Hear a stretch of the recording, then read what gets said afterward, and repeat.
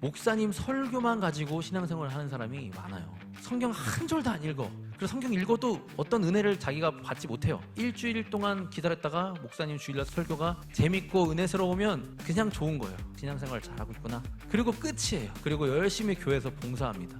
또 그 다음 주에 목사님 설교, 그게 일주일에 하나님의 은혜를 받는 유일한 통로인 사람들도 정말 많다는 거예요. 이게 건강한 신앙생활이냐? 그렇지 않습니다. 하나님은 우리에게 성경을 주셨고 글을 읽는 것을 좋아하지 않는 분도 있을 거예요. 글씨가 많으면 그냥 화가 나시는 분이 있을 수 있어요. 문자를 친구가 3줄 이상 한 번에 보낸다. 그 친구랑 막 절교하고 그럴 수도 있어요. 차단해버리고, 야 나한테 보낼 때는 한 줄씩만 보내. 그런데 성경은 책이 아닙니다. 성경은 음성으로 먼저 우리에게 들려줬고 그것을 기록을 한 거예요. 말씀 묵상으로 깊이 들어간 사람은 내가 제일 나쁜 놈이야, 내가 제일 죄인이야, 남을 탓할 수가 없어. 성경은 나를 향한 이야기입니다. 말씀 묵상에는 몇 가지 이렇게 단계가 필요합니다. 그 단계를 차근차근 밟아가야 이 성경이 여러분에게 실제로 생명력이 있어요. 근데 사실 우리가 성경을 매일 읽는 사람도 있고 또 매일 이렇게 큐티를 하는 사람도 있는데 사실 그럴 때가 많을 거예요. 아마 이게 무슨 뜻인지 잘 이해되지 않을 때도 있고 내가 이렇게 적용하는 게 이게 맞나 애매할 때도 있고, 그렇다고 해서 내가 오늘 큐티를 했다는 뿌듯함은 있는데 이 구절이 오늘 나에게 어떤 영향력을 미치지 못하는 그런 순간들이 굉장히 많을 거예요. 그렇게 되면 묵상을 온전히 하고 있다라고는 할 수는 없어요. 성경은 정말로 이렇게 오늘 말씀처럼 능력이 있어요. 여러분을 바꿀 수 있거든요. 여러분에게 진짜로 막 반응을 막 일으키는 거거든요. 그런데 내가 아무런 반응이 없다 하면 묵상의 방법을 좀 점검해 봐야 됩니다. 묵상의 첫 번째 단계는 지난번에 이거 말씀드린 건데 말씀의 현장 속으로 들어가야 된다가 첫 번째 단계예요. 말씀의 현장 속으로 들어가야 돼요. 이 어떤 말씀의 내용이 있다 그러면 그 말씀을 텍스트로 그냥 보는 것이 아니라 이 말씀에 나를 적용하고 내가 그 속에 들어가야 돼요. 거기에 내가 서 있어야 되는 겁니다. 그게 첫 번째예요. 남의 얘기로 들으면 안 돼요. 성경 이거 내 동생 얘기야, 이거 우리 엄마 아빠 얘기야. 아니에요. 내 얘기예요. 내가 거기 들어가 있어야 됩니다. 많은 교인들이 신앙생활을 어떻게 하냐면요, 목사님 설교만 가지고 신앙생활을 하는 사람이 많아요. 여러분도 아마 이 말이 무슨 말인지 충분히 이해하실 거예요. 성경 한 절도 안 읽어. 그래서 성경 읽어도 어떤 은혜를 자기가 받지 못해요. 그러니까 목사님 일주일 동안 기다렸다가 목사님 주일날 설교하는 설교가 재밌고 은혜스러우면 그냥 좋은 거예요. 신앙생활 잘하고 있구나. 그리고 끝이에요. 그리고 열심히 교회에서 봉사합니다. 또 그 다음 주에 목사님 설교, 그게 일주일에 하나님의 은혜를 받는 유일한 통로인 사람들도 정말 많다는 거예요. 이게 건강한 신앙생활이냐? 그렇지 않습니다. 하나님은 우리에게 성경을 주셨고 여러분이 성경을 읽을 때 이 성경이 실제로 여러분의 신앙생활에 영향력을 발휘해야 돼요. 그러면 목사님의 설교를 의지하는 그런 신앙생활에서 한 단계 올라갈 수가 있는 겁니다. 그럼 여러분 목사님이 쓰러지면 여러분 같이 쓰러질 거예요? 목사님이 무너지면 같이 무너질 거예요? 그런 분위기에 저도 교회에 있어봤는데 목사님 오직 목사님 쓰러지면 자기도 무너지니까 목사님이 막 기도하고 목사님에서 기도하는 그런 건 좋아요. 근데 생각보다 그렇지 않다는 거죠. 중요하지 않다는 거죠. 목사님이 물론 여러분들에게 이 전도사님이 하는 말도 여러분들에게 은혜를 끼칠 수 있지만 정말 좋은 건강한 신앙생활은 여러분이 성경을 읽으며 성경 속에서 하나님의 음성을 듣는 거입니다. 첫 번째 단계에서 성경을 계속 읽어야 돼요. 많은 구절을 읽을 필요가 없습니다. 한 절을 읽어도 괜찮고 한 절 안에서 한 단어에 꽂혀 있어도 괜찮아요. 거기서 여러분 못 넘어가겠으면 거기 계속 머물러 계셔야 돼요. 그냥 이해도 안 되고 마음에 받아들여지도 않는데 계속 거기를 그냥 지나가 버리고 또 다음 구절 이렇게 읽어 나가면 그 구절은 여러분 것이 아니게 되는 거예요. 한 구절 한 구절이 여러분에게서 정말 이해가 되고 유익이 될 때까지는 그곳에 머물러 있어야 됩니다. 그 현장 속에. 여러분이 할 수 있는 모든 수단을 동원해서 이 본문이 어떠한 의미가 있는지를 이해하는 데 힘쓰셔야 돼요. 원래의 의미, 원의라고 하죠. 성경 그 구절에 오늘 제가 말씀드렸잖아요. 이 디모데후서 3장 14절부터 17절까지 말씀은 바울에게 디모데에게 보낸 편지인데 디모데는 이러한 사람이었고 그 맥락에서 이렇게 성경을 강조했다 라고 얘기하니까 좀 이해가 되잖아요. 그런 식으로 이 구절의 원의를 파악하시는 게 첫 번째입니다. 무슨 뜻인가? 그냥 넘어가면 안 돼요. 모든 성경은 하나님 어렸을 때 난 이거 알아, 너 다 이거 외워. 그냥 지나가면 안 된다는 거예요. 지나가면 안 된다는 거예요. 그 깊은 뜻을 이해할 때까지 앞뒤 문맥을 살피셔야 됩니다. 디모데 전서부터 읽으셔야 돼요. 디모데 후서 3장을 읽으려면 디모데 전서 1장부터 쭉 바울이 디모데한테 보낸 편지구나 이렇게 해서 이게 나와야 이 구절이 이해가 되는 겁니다. 그리고 뒤에 어떻게 나오는지, 그리고 쉬운 성경으로도 읽어보세요. 개역개정판이 이해가 어려우면 쉬운 성경도 읽어보시면 좋습니다. 영어 성경이 나는 편하다, 나는 영어가 모국어야 하시는 분들은 영어 성경 읽으시면 좋아요. 영어 성경은 굉장히 명료하게 되어 있습니다. 한국어는 조금 애둘러서 말하는 것들이 많은데 영어 성경은 굉장히 명료하게 이거면 이거고 아니면 아니에요. 딱 그렇게 돼 있어요. 사전도 찾아보시면서. 그리고 가능하다면 원어도 좋습니다. 그리고 친구에게도 물어보세요. 너는 이 구절에서 어떻게 생각하니? 그러면 진지충이라고 할 수도 있지만 물어보세요. 믿음의 친구 한 명이 있잖아요. 그죠? 그런 사람들에게 여러분이 묵상하고 있는 구절에 대해서 의견을 물어보세요. 그럼 나는 이런 구절을 이렇게 생각해. 그러면 그 사람을 통해서 인사이트를 얻을 수 있는 거예요. 그 다음에 선배들한테도 물어보시고, 또 여러분의 여러분의 목자들은 성경에 통달한 사람들입니다. 무엇이를 무엇든지 다 알려줄 거예요. 네, 목자들에게 물어보세요. 네, 그렇습니다. 네, 저한테도 물어보세요. 저는 성경에 대해서 질문하면 너무 행복한 사람 중에 하나거든요. 제가 몰라도 알려드릴 테니까 저한테 물어보시면 좋습니다. 저는 전화보다 카톡을 더 좋아해요. 그러니까 카톡으로 막 보내셔도 돼요. 그 다음에 여러분 유튜브에 검색해보세요. 여러분이 그 묵상하고 있는 구절을 유튜브에 검색해보시면 목사님들이 설교한 것들이 있습니다. 그러면 그거 다 언제 봐요? 재미나이한테 링크를 복사해서 올려. 요약해줘. 쫙 요약해줍니다. 이런 뜻이구나. 이 목사님은 이런 식으로 이해하시고 말씀하셨구나. 그러면 또 은혜를 받는 거예요. 그 원의를 이해하는 데 있어서 수단과 방법을 가릴 필요가 없습니다. 네, 구글에 검색해 보시고 네이버에 검색해 보시면 블로그가 나옵니다. 그 구절에 대해서 막 어떤 사람이 글을 써놓은 것들이 있어요. 읽어보시면 이 사람은 이렇게 생각했네. 근데 가끔가다 이상한 이단들도 있으니까 그거는 조금 잘 분별하셔야 되고, 애매하면 저한테 질문해 주셔야 됩니다. 그 다음에 뭐가 있어요? 챗 GPT가 있습니다. 챗 GPT는요 적극적으로 활용하시는 게 좋습니다. 네, 활용하세요. 이 구절이 의미가 이해가 안 되는데 벌써 보니까 청년들 중에서 챗 GPT로 신앙생활 잘 하고 계시는 분들 많더라고요. 이 구절 나는 이해가 안 되는데 어떤 내용이지? 앞뒤 문맥과 맥락을 좀 알려줘. 그리고 혹시 원어에서 중요한 부분 있으면 원어도 알려줘. 이런 것들을 여러분 통해서 굉장히 도움 받을 수 있어요. 해서 첫 번째 단계를 제대로 첫 단추를 끼워야 그 다음 단계에 풍성한 은혜를 누릴 수 있습니다. 그렇게 이해를 하셨다면 이 한 구절에 대해서 이 아래 모든 단계를 마무리할 때까지 다른 구절로 넘어가시면 안 된다는 거. 어떨 때는 한 구절 가지고 1년 동안, 저는 2년 정도 고민한 적도 있어요. 그 뭐였냐면, 마음을 다하고 뜻을 다하고 힘을 다하고 목숨을 다하여 주 너의 하나님을 사랑하라. 주님을 사랑한다는 게 도대체 무슨 의미인지 이해가 안 돼서 계속 매년마다 기도 제목이었고, 매년마다 만나는 사람마다 묵상 나눔할 때마다 그거에 대해서 서로의 의견을 물어봤어요. 주님을 사랑한다는 게 무슨 뜻인 것 같아? 물어보면서 막 정보를 수집했습니다. 그 말씀의 현장을 상상해 보시고 그 구절과 관련된 주변 맥락 정보들을 총동원하여 사건을 재구성하십시오. 그리고 내가 그곳에 있는 사람 중 한 명이라고 가정하고 현장에 들어가 서서 나의 반응을 살피는 겁니다. 두 번째 단계는 이제 말씀이 무슨 뜻인지 확실하게 알았다. 그러면 이제 두 번째 단계로 넘어가시면 됩니다. 이 말씀을 접한 나의 반응은 어떠한가? 내가 이 말씀을 듣고 기분이 불쾌한가? 아니면 뭔가 기쁜가? 아니면 아무런 감동이 없는가? 라는 것을 그냥 지난번에 말씀드렸죠. 그냥 나의 반응을 제3자가 돼서 메타인지를 통해 살펴보라는 거예요. 너는 그 말씀에 이렇게 반응하고 있구나. 그 속에서 나의 어둠, 그림자도 발견할 수 있다는 거예요. 그러면 이 말씀에 관해서는 나는 어둠이구나. 나는 이 말씀을 받아들이지 못하고 있구나. 이 말씀을 듣고 불쾌해하고 있구나. 라는 것을 스스로 깨우치게 됩니다. 자신의 내면을 돌아보게 되는 거예요. 이게 엘리엇이 했다고 하는 말인데, 제가 아무리 찾아봐도 엘리엇이 이런 말을 한 적이 없는데 너무 좋아서 그냥 말씀을 드릴게요.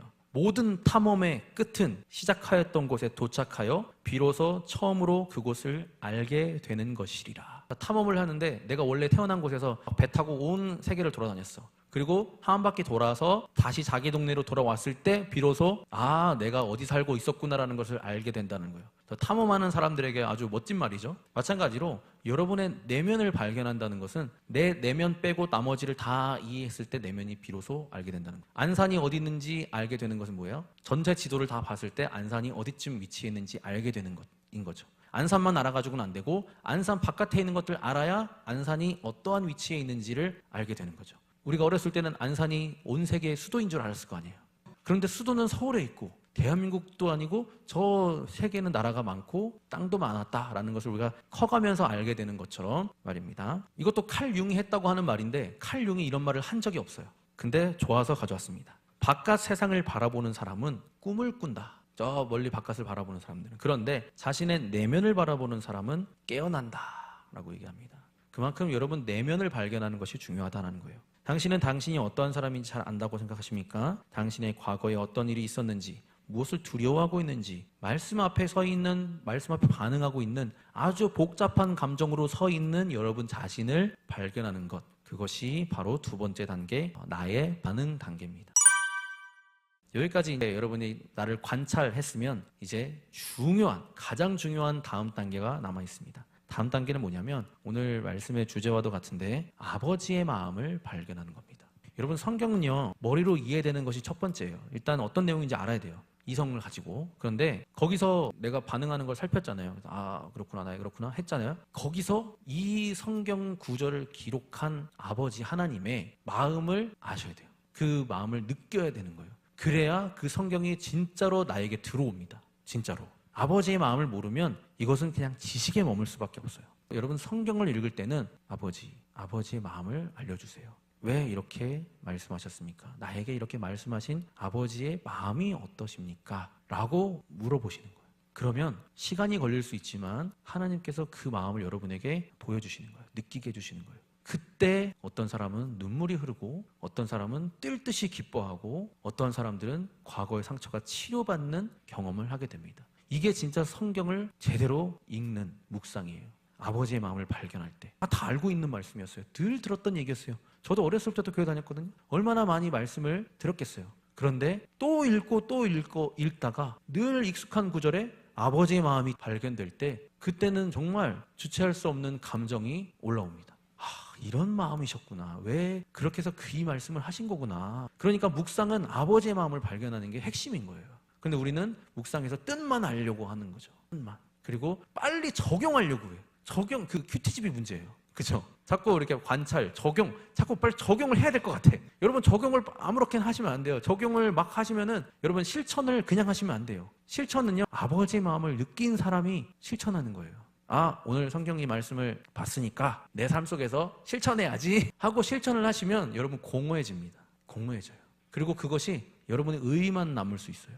나는 실천했어. 그게 누구예요? 바리새인들인 거예요. 실천을 그냥 하시면 안 됩니다. 실천을 그냥 함부로 하시면 안 돼요. 그 말씀을 실천하지 말라는 거냐? 절대 그렇지 않습니다. 아버지의 마음을 발견할 때까지는 실천을 보류하시는 게 좋습니다. 어렸을 때 여러분 어떻게 교육받았습니까? 말씀을 들었으면 말씀대로 사세요, 실천하세요 라고 했기 때문에 여러분 그냥 말씀 묵상, 실천 이렇게 그냥 중간 단계를 건너뛰었단 말이에요.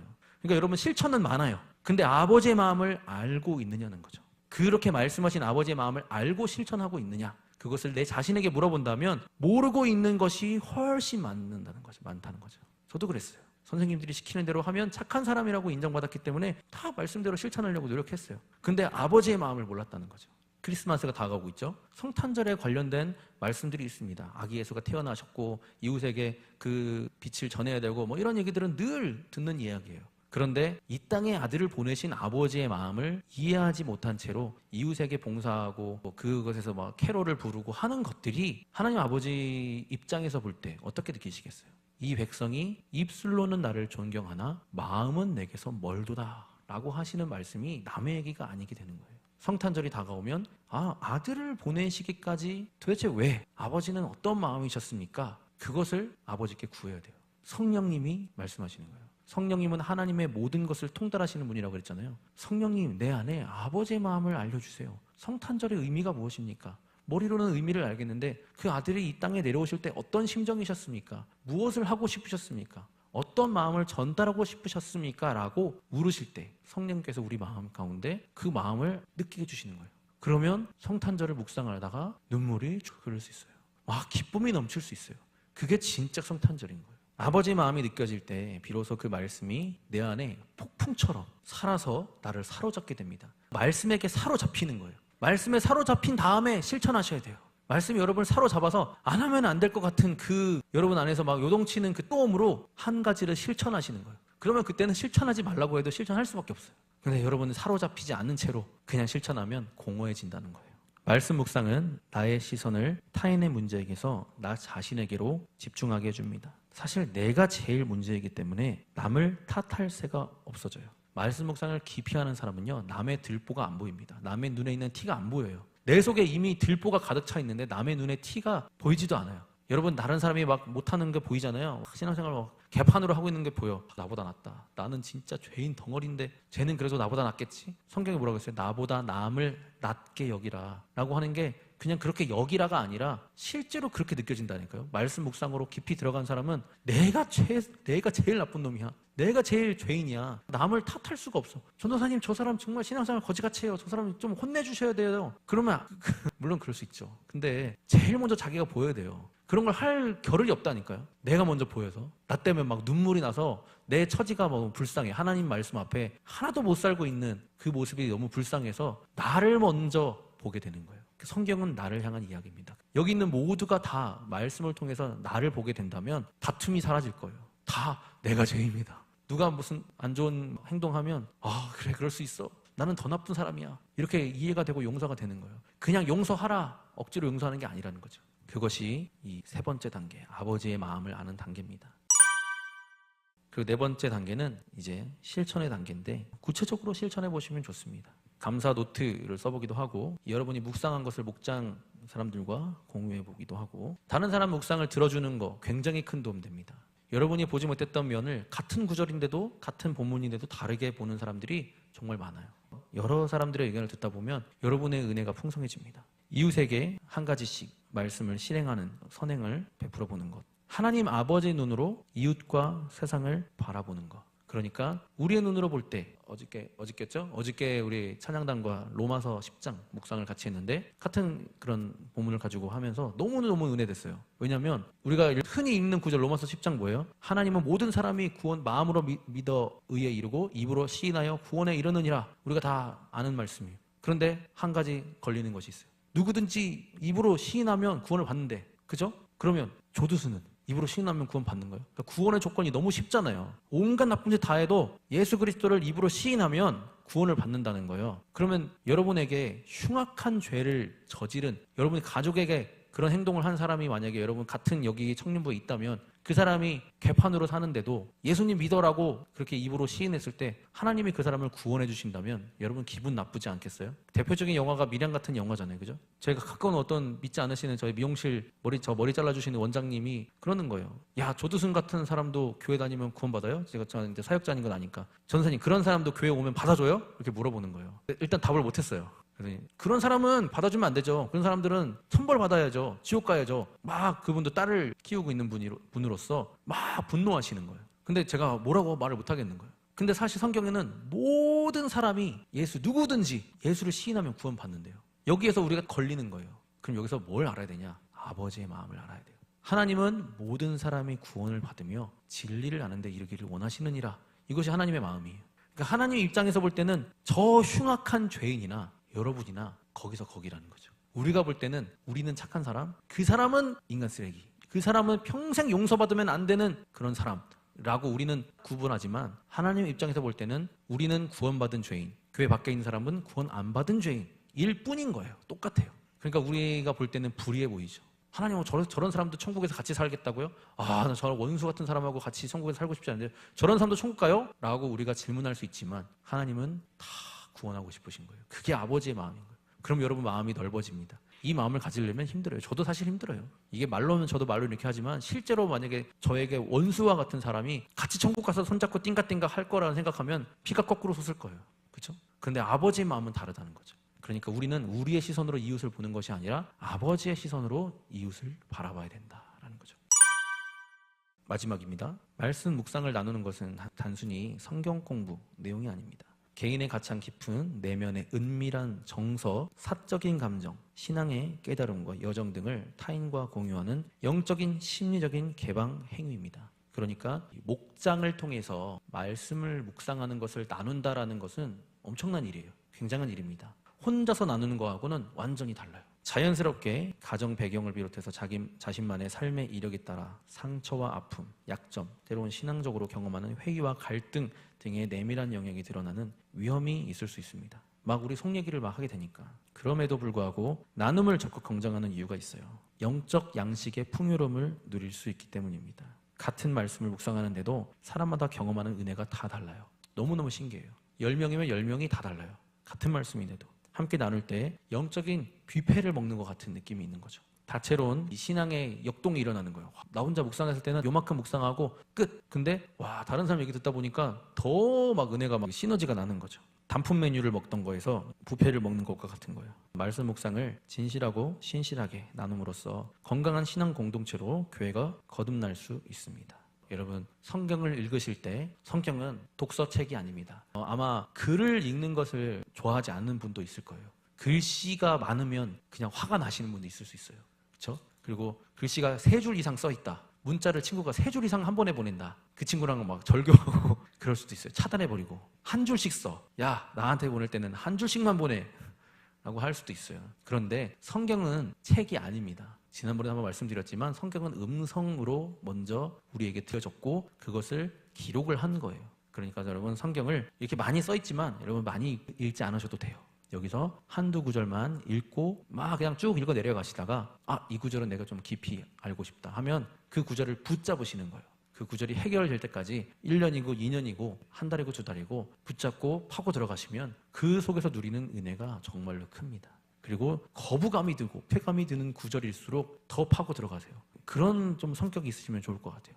이거 내가 왜 이렇게 거부감 들지? 이 구절만 읽으면 왜 이렇게 하기 싫지? 불쾌감 들지? 그게 여러분의 그림자를 발견할 수 있는 아주 중요한 단서가 될 수 있기 때문에 그 구절로 쭉 들어가시면 됩니다. 그러니까 많이 안 읽으셔도 되는 거예요. 읽고 그리고 관찰하고 그 속에서 원의를 깨닫는 것까지, 거기서 나의 반응을 살피고 그리고 아버지의 마음을 발견하는 것. 그때 그 기쁨은요, 꿀처럼 성경 말씀 읽을 때 달다고 하잖아요. 저렇게 많은 글을 읽다가 무슨 뭐가 달아, 이해가 안 가네, 막 이렇게 될 수 있어요. 근데 요 맛을 여러분 한번 보시면은 아마 보신 분이 계실 거예요. 성경 읽는 게 얼마나 재밌는지 몰라요.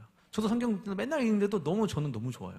지금 제가 가장 행복한 게 뭐냐면 신학대학원에서 성경을 계속 읽을 수 있다는 거, 그리고 성경을 연구할 수 있다는 거, 그리고 제 직업이 성경을 연구하는 직업이라는 게 얼마나 좋은지 몰라요. 너무 행복해요. 이 성경을 계속 방해 안 받고 이거를 하는 게 일이 됐으니까. 여러분, 성경 읽기의 즐거움은 그 어떤 즐거움하고 비교가 안 됩니다.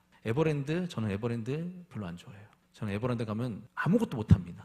회전목마 타도 저는 회전목마가 무너질까 봐 못합니다. 그러니까 저한테 그런 데 가자고 하지 마시고 성경 읽기, 그러면 저는 너무 좋아합니다. 여러분, 성경을 내년 한 해 동안은 성경 읽기에 힘쓰시고 제가 계속 도와드릴게요. 성경을 잘 읽고 성경을 통해서 은혜 받을 수 있는 방법을 여러 가지로 알려드리고, 또 묵상 기도에 오시거나 또 목장에서 여러분 목자들에게도 이렇게 말씀을 드릴 거예요. 목자들이 그런 방향으로 이끌어 주실 거예요. 같이 풍성한 은혜를 누리셨으면 좋겠습니다.